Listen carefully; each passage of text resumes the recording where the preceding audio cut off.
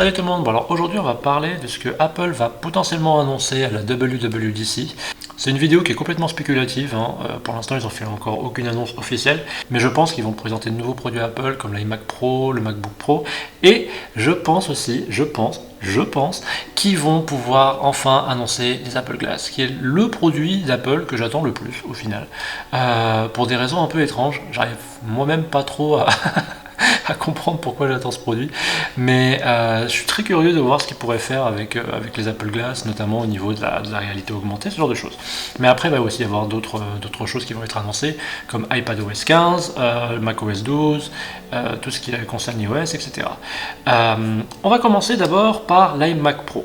Donc, ils ont présenté les nouveaux iMac il n'y a pas longtemps, et un truc qui manquait, c'était l'iMac Pro. Et je pense que l'iMac Pro va être présenté dans cette keynote et ils vont présenter un produit beaucoup plus sobre, moins coloré que ce qu'ils ont présenté avec leur iMac, parce que du coup je pense qu'ils sont en train de cibler une autre catégorie d'utilisateurs.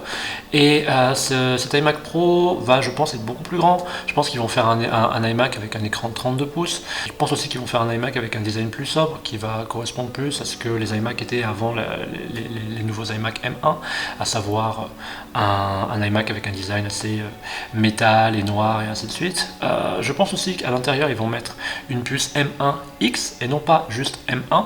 Je pense que la puce M1X, ça va être une puce qu'ils vont utiliser de transition pour attendre jusqu'au M2, qui devrait normalement commencer à arriver à la fin de l'année. Et enfin, je pense aussi qu'ils vont pouvoir mettre à l'intérieur un écran mini LED. Ça me semble logique, mais j'ai un doute là-dessus, parce qu'un écran mini LED de 32 pouces, je pense que ça va être difficile à produire, donc ça j'ai un petit doute. Et ensuite les MacBook Pro.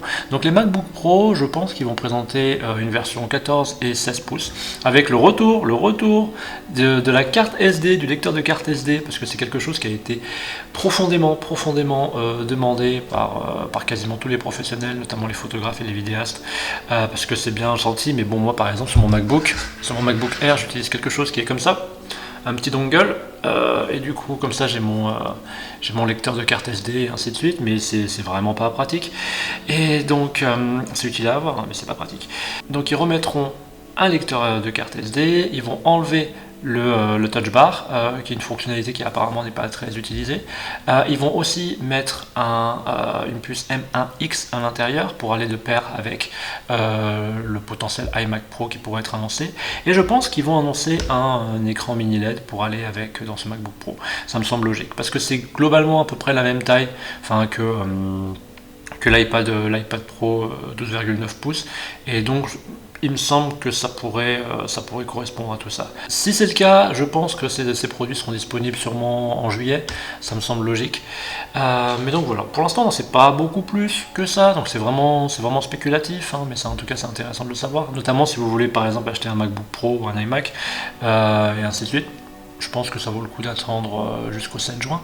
Ensuite, les Apple Glass. Alors ça, c'est le produit que j'attends le plus d'Apple, parce que c'est un produit pour moi qui peut changer énormément de choses.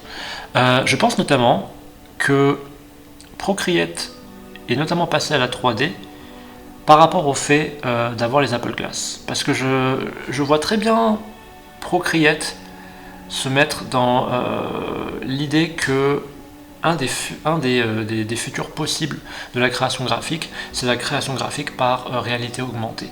J'ai déjà suivi sur Twitter des gens qui font des expériences, notamment du sculpting en 3D, mais en réalité augmentée, avec des lunettes, des casques VR et ainsi de suite. C'est très impressionnant, et je pense que c'est quelque chose qui pourrait changer la façon dont on crée des designs de manière générale dans le futur, qu'importe ce que vous faites. Je pense pas que ça impacterait beaucoup des secteurs comme la bande dessinée ou l'illustration traditionnelle, mais je pense que par exemple pour le secteur du jeu vidéo et ainsi de suite, ce serait vraiment quelque chose d'assez énorme, l'architecture aussi. Et je vois bien Apple se mettre dans ce segment, et la façon dont les Apple Glass fonctionneraient pour cette première version, je pense que ce serait quelque chose qui fonctionnerait de pair avec un produit Apple. Les gens disent que ce serait uniquement avec les iPhones. Moi je pense que ce sera avec tous les produits Apple de manière générale. Peut-être plus spécifiquement avec les iPhones, parce que c'est quelque chose que vous auriez plus facilement sur vous, et que donc vous pourriez mettre en contact avec vos Apple Glass plus facilement. Mais je pense que c'est quelque chose qu'on pourrait aussi utiliser sur les MacBooks, sur tous les ordinateurs, sur les iPads, etc. Ça me semble logique qu'ils mettent le tarif aux environs de 400 € à peu près. Ça me semble logique, ça semblerait correspondre à ce que Apple souhaiterait faire avec cette gamme. Le truc qui me fait dire que Apple présenterait des Apple Glass à la WWDC, c'est parce qu'en fait, une des premières images, on voyait l'un des petits personnages avec des lunettes. Et je pense que c'est un petit clin d'œil à ça. Et on peut voir d'ailleurs dans la réflexion de la lunette, on peut voir qu'il y a Xcode qui est le logiciel de développement d'Apple. Donc je pense que ça pourrait être ça. Si elles sont annoncées, les Apple Glass ne seront pas disponibles de suite, je pense. Ce serait un produit qui serait plutôt annoncé vers septembre, je pense, et qui pourrait être officiellement présenté avec toutes les fonctionnalités à la prochaine Apple Keynote qui devrait se situer entre septembre et octobre. Voilà. Enfin, tout ce qui concerne la partie logicielle, personnellement, moi en tant que développeur, j'attends une version pro d'iPadOS. Je pense que iPadOS va se séparer et va y avoir un iPadOS pour les iPads classiques et un iPadOS pour les puces M1 et toutes les puces M à suivre.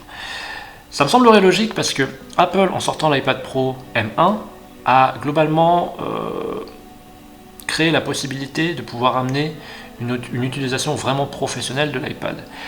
Et une des manières d'utiliser l'iPad qui est le plus demandée dans le secteur tech, c'est de pouvoir programmer dessus. Et donc je pense que c'est très logique qu'il pourrait annoncer une version pro d'iPadOS avec des fonctionnalités de macOS, mais vraiment fait spécialement pour l'iPad. Et il pourrait aussi annoncer une version d'Xcode pour iPad. Ça me semble logique. Donc on va voir, mais ça me semble être ce vers quoi Apple pourrait tendre. Et ensuite, bon, iOS, tout ça, on connaît les nouvelles versions d'iOS. Voilà, il n'y a pas trop besoin d'en parler, c'est pas forcément super intéressant. Mais bon voilà, petite vidéo juste pour vous parler de ça. Je reviendrai plus en détail sur les Apple Glass parce que c'est vraiment un produit qui me semble très intéressant. Mais je reviendrai plus en détail là-dessus sur une prochaine vidéo. Quant à moi, je vous remercie d'avoir regardé cette vidéo et je vous retrouve bientôt. Salut!